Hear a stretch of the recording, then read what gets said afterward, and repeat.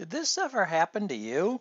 Be using a marketing technique that's worked for years, and then all of a sudden, for some reason, I don't do it anymore. So I was thumbing through Martial Arts Success magazine and looking at one of their back issues, and they had this ad that they were suggesting that schools use, and it was back to school success workshop.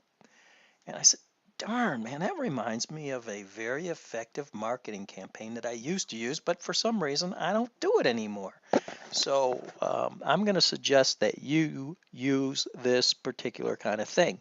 We work really hard, and if you could somehow focus in and learn that a person is ready to make a decision on a martial arts school, then you could send out marketing to that person just at the right time. You would have a great success rate with your marketing and advertising. I mean, we wish we knew, but we don't know. Now, one thing that's really cool is that we do know that school is starting, and we do know that parents are extremely interested in their children having a very successful year. So we do know something. So we want to, at this particular time, get our marketing out in front of parents that are interested in their children doing a better job at school. So we can target them. So we can put out advertising and do marketing that is actually going to work and its benefit. So what you want to do is you want to create, and what I used to do is I used to do a couple of week introductory kind of program, but I would interlace it with a lot of life skill information. So we ran life skill programs for years, so we have all kinds of information.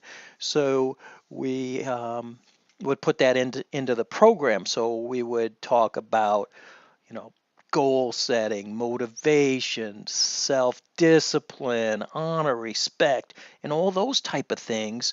And we would bring them into the daily course. And what we would do is we would sit down and have a short discussion on a certain life skill for that particular day.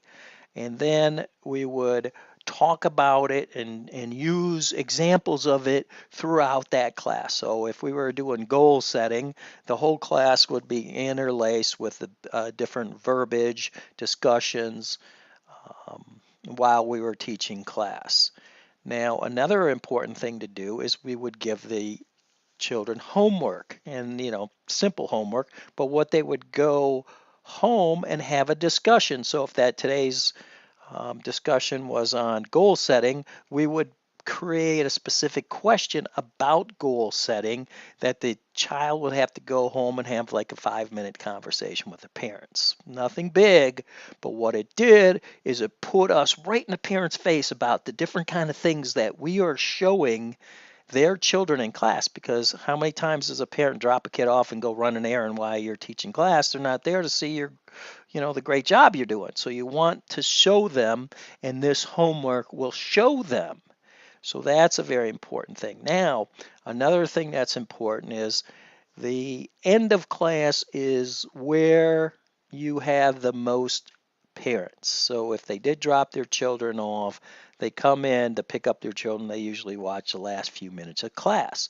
So we created this really great oath about, I will do my best and I will be successful and all that kind of thing. So you need to create your own. But we would have the whole class recite it, repeat after me, I will do my best, that kind of thing. And, it's, maybe about 4 or 5 sentences long, nothing huge. But once again, you're in the parent's face saying, hey, look, if you put your child into my class, these are the type of things that's going to be reinforced. We're going to reinforce your child to be successful. We're going to do everything we can to make your child successful. We're going to help you make your child successful. So those are the kind of things that we want the parent to bring. But remember this, that this is just an introductory course. So the parents may be thinking that I'm going to put my child in for a few weeks and be done with it. So it is up to you to make this an extremely, extremely fun and exciting class. You can't sit there and just say, okay, you're going to learn basic action number one, go up and down the floor about 200 times and say, okay, now you got that one. Let's go to basic action number two. That's boring. I mean, you need to do it throughout your training, but it's boring in this 2 week class. It has to be fun. It has to be exciting. Come on.